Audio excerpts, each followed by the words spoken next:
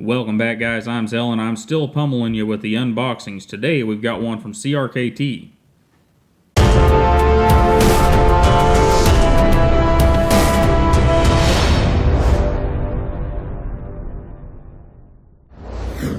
Today's victim is a CRK 1062 Directive Tanto. Now, we'll see about that Tanto thing whenever we get it open. I think I may disagree with Cricket on this one. But there she is, guys. We have, it's a flipper design. Some sort of nylon handles. We got full liners. A little short pocket clip. We'll get to that here in a minute. We got a little jimping back here. Big flipper tab with some not so mean on your hands jimping, and that's always beautiful. And overall, hey, it's a good looking knife.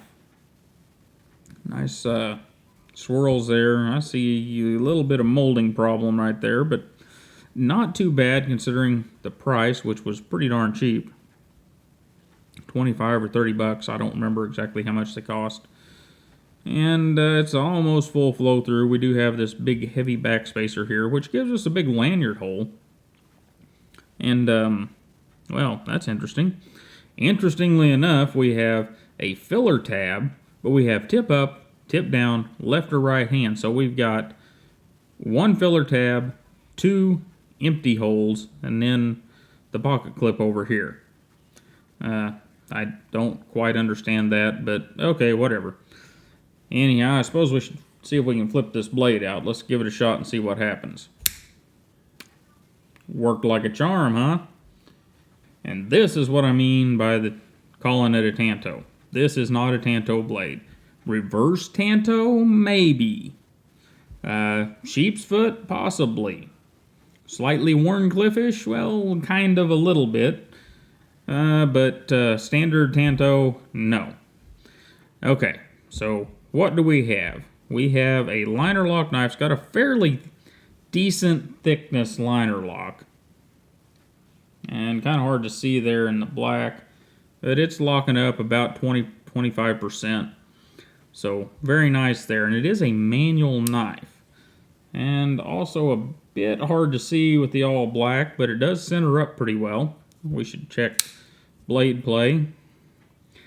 And it really doesn't have any blade play, but there's flex.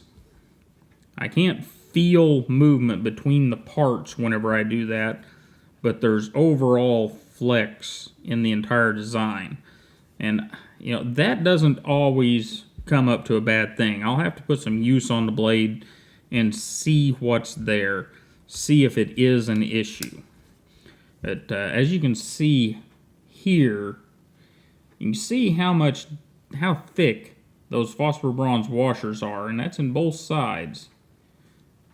They are pretty darn thick, and I suspect that that's part of what's giving me that flex feeling there, because it doesn't feel like actual blade play where things aren't mating up properly.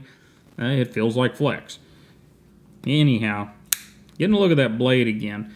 I really like this blade design.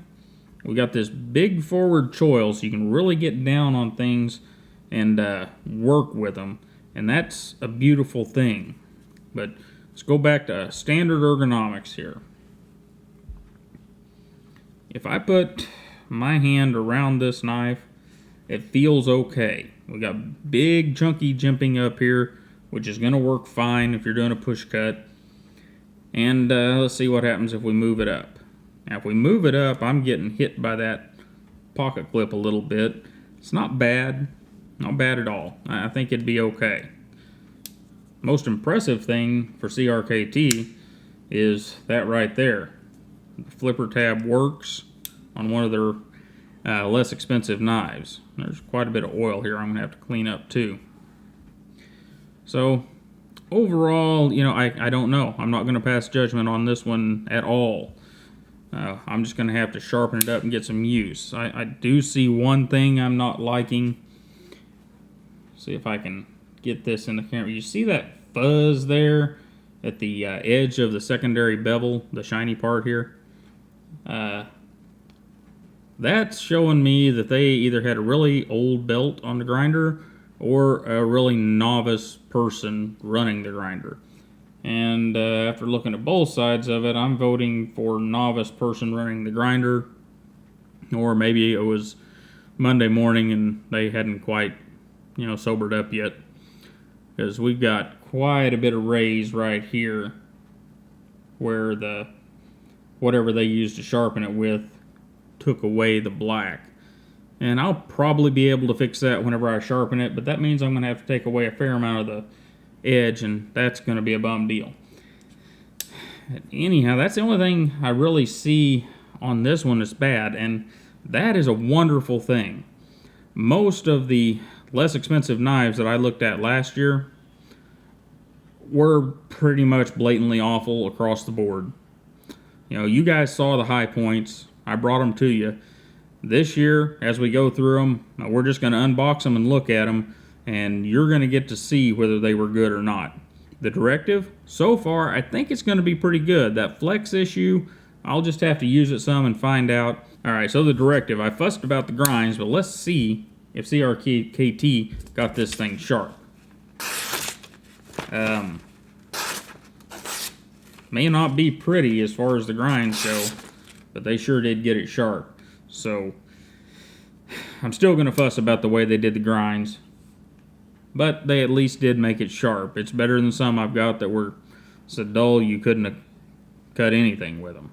Anyhow, guys, I really appreciate you stopping by and hanging out with me for a minute, getting a look at this CRKT Directive reverse Tanto.